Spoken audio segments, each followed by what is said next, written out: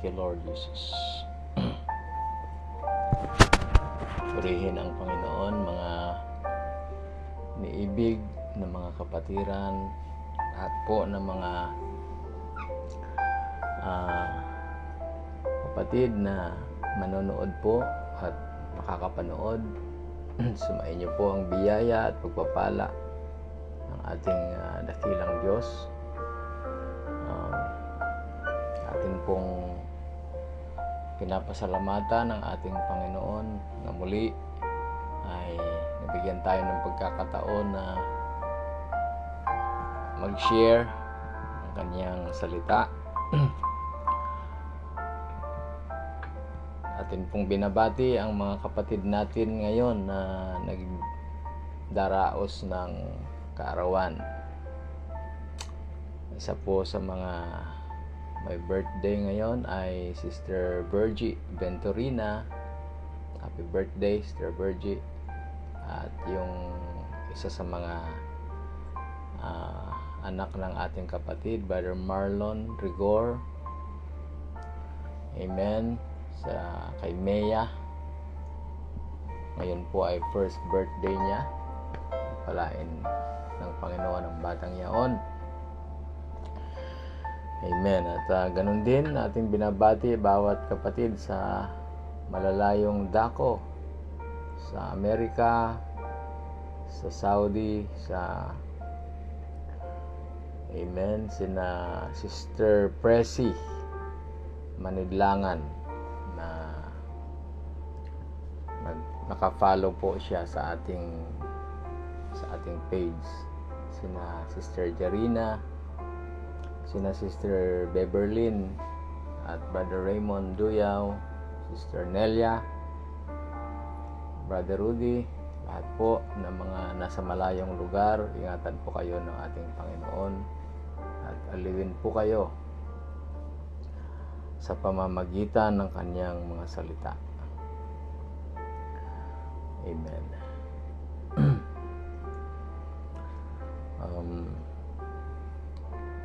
Mga kamanggagawa sa iba't ibang dako sa Samar, sina Pastor Ronald, sina Brother Dondon, sina Brother Lawrence, sina Pastor Robert, Pastor Roger Tumaraw. Palain po kayo ng ating Panginoon. Pastor Michael Agag, kanyang mga kasama, sina Brother Lan, at ganun din po ang aking mga kapatid sa Nueva Ecija, sina Pastor Ray, sina Pastor Al, lahat po ng ating mga kapatid na nakikiisa sa pag-usad ng gawain ng Panginoon. At ngayon po, ang inyong lingkod ay nagpapauna na nag-aanyaya sa aming nalalapit na church anniversary sa November 1. Amen. Ang aming pong church anniversary ay isang service lamang sa Sabado ng umaga, at sa hapon ay ministerial meeting. Lahat po ay welcome at nawa ay bigyan tayo ng Panginoon ng magandang panahon. Praise God. Sa hindi po pagpapakatagal, ayos po natin simulan ng ating pag-share, pagbabahagi ng mensahe, at nais kong basahin ang isang napaka-familiar na talata. Dito tayo babase sa ating mensahe na ito rin ay binanggit ng mensahero sa ating kapanahunan. Sabi po ng Matthew 24:23 to 26, sabi po rito, Then if any man shall say unto you, Lo, here is Christ, or there, believe it not. For there shall arise false Christ and false prophets, and shall show great signs and wonders, insomuch that, if it were possible, they shall deceive the very elect. Behold, I have told you before. Wherefore, if they shall say unto you, Behold, he is in the desert, go not forth. Behold, he is in the secret chambers, believe it not. Pagpalain ng ating Panginoon ang kanyang mga salita. Kinuha ko po ang pamagat sa binanggit ng mahal na propeta, so close together. Ang espiritu sa mundong ito ay dalawa lang. Ito ay espiritu ng Diyos at espiritu ng Diablo na nagkakaroon ng tug of war sa ating panahon. Ang espiritu ng Diablo, hahatakin niya ang mga taong nais niyang mahatak. Ganon din naman ang espiritu ng Diyos, hinahatak din niya ang mga tao patungo sa kanyang kaharian. At binibigyan tayo ng babala sa huling panahon, mga minamahal na kapatid, na kailangan tayong mapagbantay, mapanuri, dahil itong espiritu na ito ay napakalapit. Kaya nga, huwag kayong basta-basta magsisipaniwala na sinasabi nila, halika kayo rito, may anointing dito, may revival dito. Narito lamang ang revival, wala doon. Mga minamahal na kapatid, kung magkagayon, sinasabi ng mga tao, narito ang Kristo, huwag ninyong basta-basta paniwalaan. Dahil nga po, merong mga darating na mga bulaan na Kristo. Pag sinabing Kristo, ang kahulugan nito, sabi ni Brother Branham, Christ means anointed ones. Anointed, pinahiran. So, merong mga bulaang pahid. Meron ding anointing, pero hindi lahat ng anointing ay galing sa Diyos. May mga anointing galing kay Satanas. Kaya kung kayo ay iimbitahan na halik kayo, sabi rito, sasabihin nila, tayo punta sa ilang, magsilabas tayo, narito. Nandun sila sa silid, huwag ninyong paniwalaan. Dahil sabi po rito, in so much that if it were possible, if it were possible, they shall deceive the very elect. Okay. Nais ko nang basahin ang isa sa sinabi ng mahal na propeta. Kasi gaano ba ito ka-close? Ano yung mga palatandaan na yung spirit na ito in the last days, na sila po ay close together? Sabi po ng mahal na propeta, Jesus said in Saint Matthew 24, the two spirits would be so close together, it would deceive the very elect if possible. Dadayain niya ang mga pinili kung maaari lang. Okay, sabi niya, the Antichrist is a religion. not anti-religion. Ang Antikristo, hindi siya laban sa relihiyon. Isa nga itong relihiyon eh. Antichrist is just so close. Mga minamahal na kapatid, kung close ang devil sa spirit ng Diyos, makikita natin na hindi siya magpapahalata sa kanyang pinapaniwalaang aral. Of course, mga kapatid, hindi tayo basta-basta madadaya kung ang aral ng demonyo ay malayo sa aral ng Diyos. Ibig sabihin, mayroong itong similarity sa doktrina ng ating Panginoon. Dahil kokopyahin ni Satanas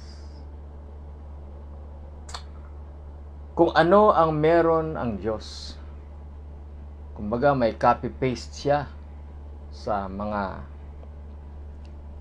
bagay-bagay tungkol sa paniniwala sa Diyos. Okay. Alamin natin kung ano ang isa sa mga paniniwala ng Diablo na napaka-close sa paniniwala na ating natutunan buhat sa salita niya. Isa rito sa Santiago 2:19. Ganito. Thou believest that there is one God, thou doest well.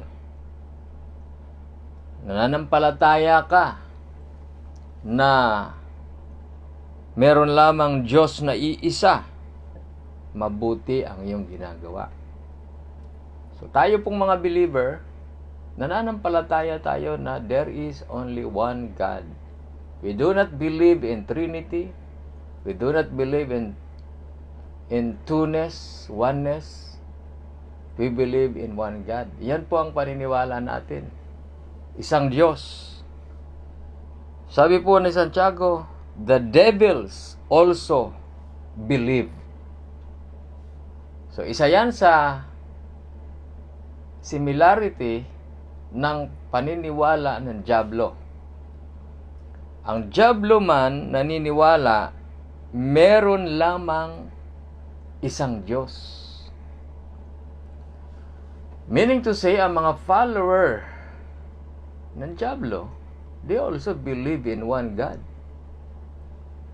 Hindi sila naniniwala sa Trinity. Hindi rin sila naniniwala na ang laman ay hindi Diyos. Kaya isa ito sa pwedeng dumaya sa atin. Kasi kung meron tayong kasama na kaparehas din pala natin ang paniniwala, bakit pa tayo didistansya? Ano po? Parehas tayong naniniwala sa one God. Di po ba? Parehas tayong, sabihin na natin, parehas tayong naniniwala sa propeta. Dahil ang propeta ng Diyos na pinadala ay one God lang ang itinuturo. So, ito ang kailangan nating gawing mapanuri. Gaano ba ka-close ang spirito ng Diablo dito sa mensaheng pinapaniwalaan natin? Eto, sabi ng mahal na propeta, Judas was possessed with Antichrist spirit and walked plumb almost to the Pentecost with him. Nabanggit ni Brother Branham si Judas. Sino si Judas? Isa sa mga alagad ng ating Panginoon. Si Judas ay naniniwala meron lamang isang Diyos. Si Judas ay naniniwala na si Jesus ang Mesaya. Ngunit, ang tanong, si Judas ba ay masasabi nating nasa tunay na hanay? Pwede ba nating sabihin na magpapatuloy tayo sa fellowship kay Judas because Judas also believed the same sa pinapaniwalaan ng mga alagad? Of course not. Dahil ganun nga po ka-close ang spirito, these two spirits in the last days. Tuloy natin mga kapatid. Halos makarating siya sa Pentecostes doon sa buhos ng Espiritu ng Diyos. Siya ay nag-cast out ng devil, siya ay sumigaw, siya ay nagalak. But when it come time for him to get the Holy Ghost, he showed his colors, what he was. Pagka ang Espiritu Santo ay ibinibigay na sa tao, doon lumilitaw ang tunay na kulay. Pansinin natin. Notice, Cain, a religious man, a worshipper of God, walked over, laid down his sacrifice, and got back and said, Lord, receive my sacrifice. All this I have done, and you know my regards to you and my faith in you. Look what a religious man he was. Lord, I built you a church, and I paid into it, and I pay heavy on the plate, and I worship you every day with sincerity and integrity of my heart. You know me, and I worship you. And God refused him. Isa, si Judas ang binanggit ni Brother Branham. Pangalawa, si Cain. Si Cain, mga kapatid, napakasigasig, napakasinsiro. Siya po ay nagtayo ng altar. Kaya nga, hindi basihan kahit na nagtayo ka pa ng simbahan, gumastos ka para sa simbahan, hindi pa rin basihan ang mga bagay nito, maging yung kasinsiruhan ng tao, hindi pa rin ito basihan na masasabi natin na siya ay sa Espiritu ng Diyos. Kaya, sabi ng 1 John chapter 4 verse 1, mga minamahal, huwag kayong magsipaniwala sa bawat espiritu, kundi inyong subukin ang mga espiritu kung sila'y sa Diyos. Yan po. Bawat tao na may taglay na espiritu, kailangan daw po natin subukin kung yung taglay niyang espiritu ay sa Diyos. Kaya, ito yung ating kalagayan sa huling mga araw, mga kapatid, no, na kailangan tayong mag-ingat. Kasi itong spirit na to ay close, malapit sa isa't isa, na halos ang mga bride, ang mga pinili, ang mga believer ay maaaring madaya, maaaring makumbinsi, maaaring mapaniwala.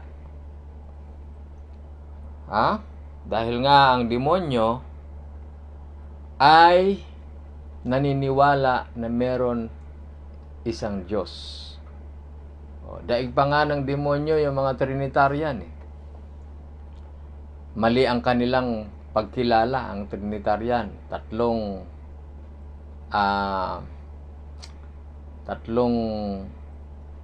Diyos. Samantalang ang demonyo, iisa lang ang kanyang pinapaniwalaan. Okay. So, ganun ka-close. Believe, parehas tayong naniniwala sa one God. Marami dito sa mensahe, wag na tayong lalayo, naniniwala sa one God. Naniniwala sa mensahero. Naniniwala sa pagpapakabanal ng mga kababaihan. Naniniwala sa pagpapahaba ng buhok. Okay. Bigyan natin ng isa pang quotation. Sabi ng mahal na propeta dito. Maliban kay Cain at kay Judas, binanggit pa ng mahal na propeta si Balaam. Sabi ni Brother Branham, there'll be so many of them at the judgment. They'll be innumerable. People who goes to church, mga pumupunta sa simbahan, sincere believers. Cain was a believer, so was Moab believer. So was Balaam a believer. Tignan niyo mga kapatid, no? Si Balaam, Moab, Cain. Huwag natin sabihin na false prophet itong si Balaam. Yung bagay na ayaw niya sanang gawin. Ayaw niya sanang gawin na i-curse ang bayan, nagawa niya. Alam niya kung paano ang way of worship na katanggap-tanggap sa Diyos. Pero ang mga nabanggit na karakter na to, mga kapatid, sabi ng propeta, pagdating na paghuhukom, haharap sila sa hukuman ng Diyos. Bakit kaya?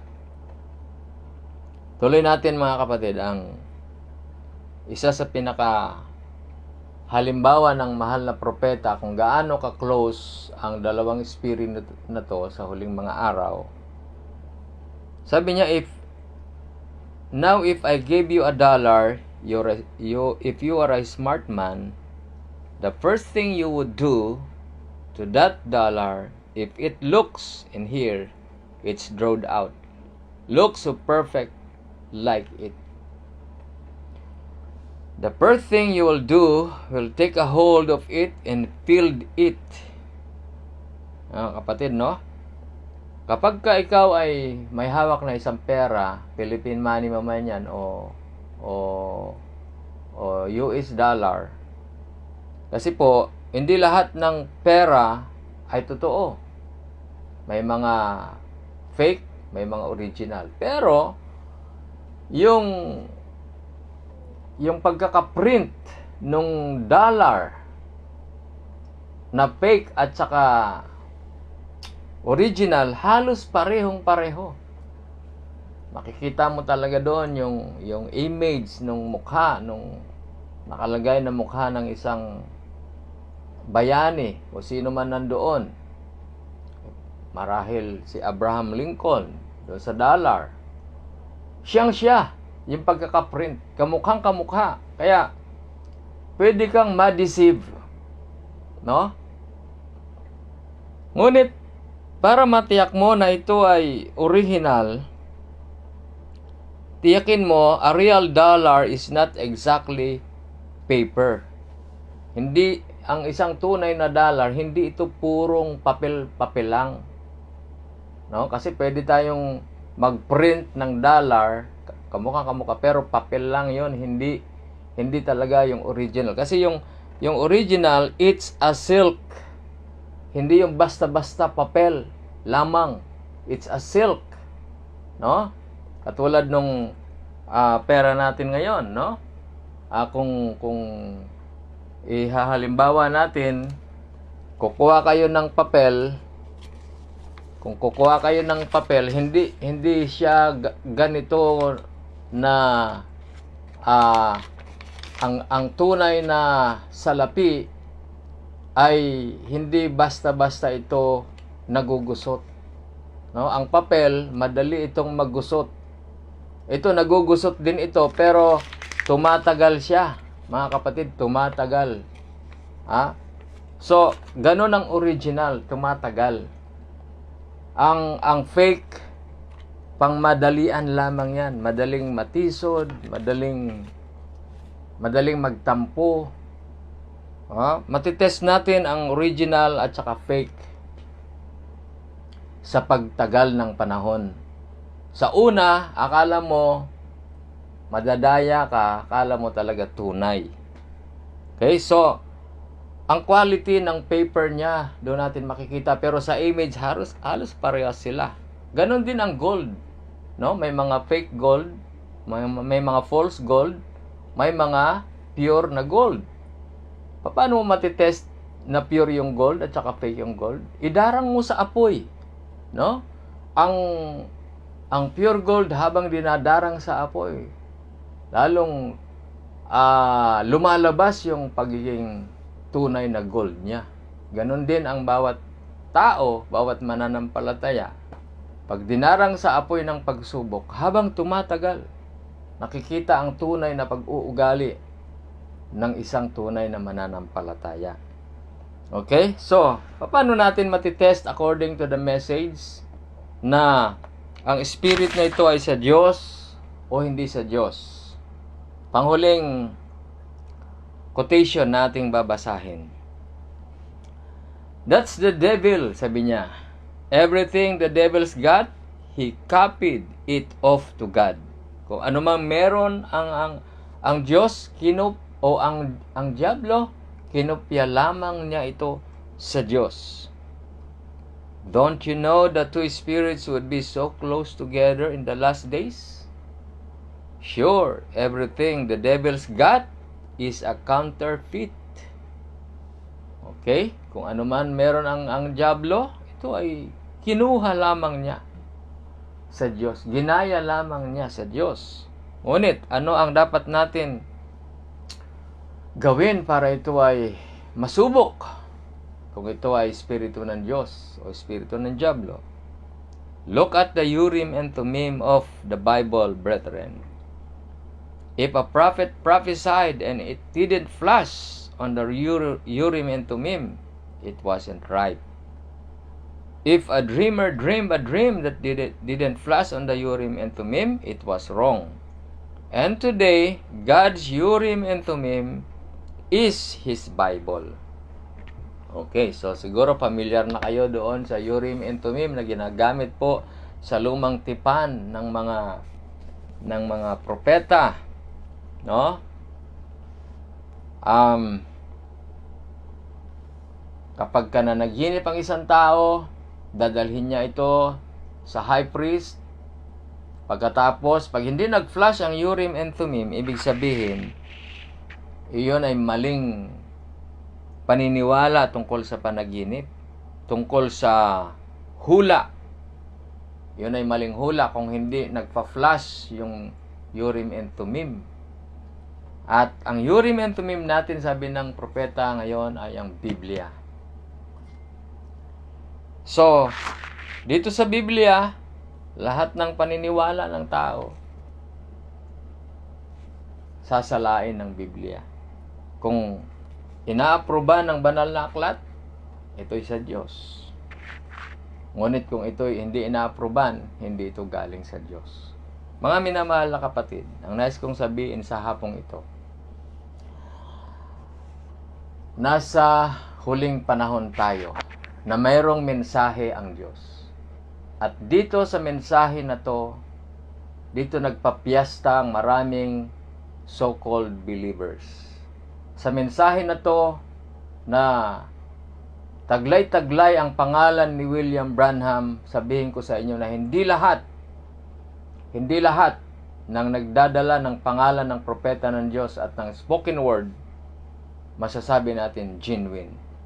Nandito na ang espiritu na so close together. No? Bakit po? We believe in the same God. Pero pansinin ninyo, ang ilan naniniwala na merong two lords. Yun po ay confusion. Confusing na mga aral. They believe in one God, but two lords. Pagkatapos, naniniwala sila na ang tao, mayroong isang tao, mayroong dalawang kaluluwa. At sasabihin nila, nandito ang revival. Kami ang full at sila ay partial. Sabi ng Bible, huwag kayong magsipaniwala. Kung kayo'y niyayar nila na narito ang Kristo, huwag kayong magsipaniwala. Nagkalat ang mga espiritong ito sa huling mga araw. Nataglay ang espiritu ni Judas, taglay ang espiritu ni Cain, taglay ang espiritu ni Balaam. Ang tatlong karakter na ito ang may taglay na mga maling pag-uugali na hindi galing sa Diyos. Si Judas, ang hanap niyan, popularity. Kaya niyang ipagkanulo ang ating Panginoon dahil hindi siya popular sa group ng Panginoon. Si Cain naman, dahil sa kanyang inggit, kaya niyang pumatay ng kapatid. Dahil sa kanyang naramdaman na hindi tinanggap ang kanyang hain at tinatanggap yung hain ng kanyang kapatid, kaya niyang pumatay ng influensya. Kaya niyang sirain, kaya niyang puksain. Si Balaam naman, kaya niyang ipagpalit sa salapi ang kanyang prinsipyo. But these people believe in the same God. So, brothers and sisters, kayo na ang sumuri sa bawat espiritu. Dahil sinabi ng Panginoon, subukin ninyo ang bawat espiritu kung ito ay galing sa Diyos. Pagbalain po tayo ng ating Panginoon at binabati natin mga kapatid natin, sina Pastor Michael, sina Sister Kate, Sister Mer, Sister Jen, at Brother Ray Asierto. Pagpalain po kayo, Brother Ray, Brother Romar, Sister Reka, Brother Don Lester, or Lester Don, Sister Jerlis May, Brother Jojo, Pastor Ryan, ganun din si Brother Jake, Brother Lawrence, at si Sister Jackie, Sir Jonalyn Rebadulla, lahat po ng mga nanonood, pagpalain kayo ng Panginoon at nais kong mag-alay ng isang panalangin. Ama, tulungan mo po kami, gabayan, na huwag kaming matangay ng espiritu ng dyablo.